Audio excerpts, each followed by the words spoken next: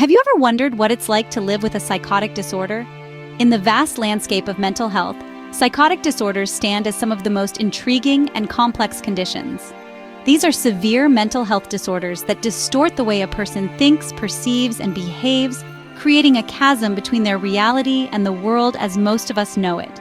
Imagine, if you will, a world where your brain paints pictures that aren't there, or whispers voices that no one else can hear. This is the realm of psychoses, where the line between reality and perception blurs. The main characters in this realm are delusions and hallucinations. Delusions are false beliefs, while hallucinations involve seeing, hearing, or feeling things that are not present. Today we'll delve deeper into two specific psychotic disorders: delusional disorder and brief psychotic disorder. Stay tuned as we unravel the enigma of these fascinating conditions. First, let's talk about delusional disorder. What is it exactly? Well, imagine firmly believing in something, even when all evidence points to the contrary. That's the essence of delusional disorder. It's a type of psychosis where an individual holds on to false beliefs that feel incredibly real to them, even when others can see clearly that they're not.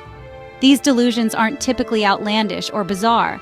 They're often about situations that could potentially happen in real life. For example, the person might believe they're being followed, poisoned, deceived, or even loved from a distance. What sets these delusions apart is their persistence and resistance to change, even in the face of incontrovertible evidence. Now, it's important to clarify that delusional disorder is not the same as schizophrenia. Yes, they both share the symptom of delusions, but there's more to schizophrenia than just that. Delusional disorder, on the other hand, focuses primarily on these false, fixed beliefs. And let's be clear, these delusions aren't due to the direct physiological effects of a substance or general medical condition. They're part of the mental disorder itself.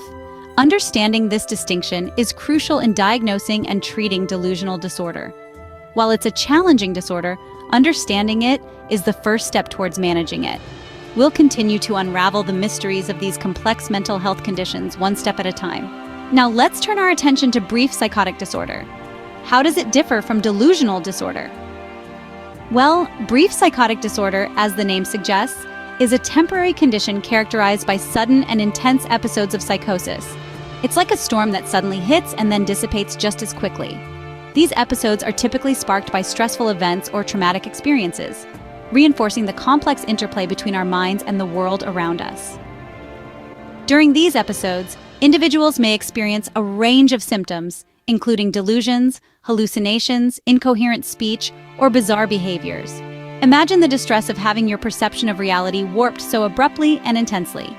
However, what sets brief psychotic disorder apart is the duration of these symptoms. They typically last for at least a day, but less than a month.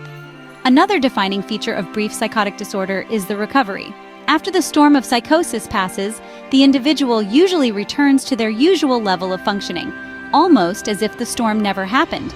It's a bit like waking up from a very intense and disturbing dream, and then going about your day as normal.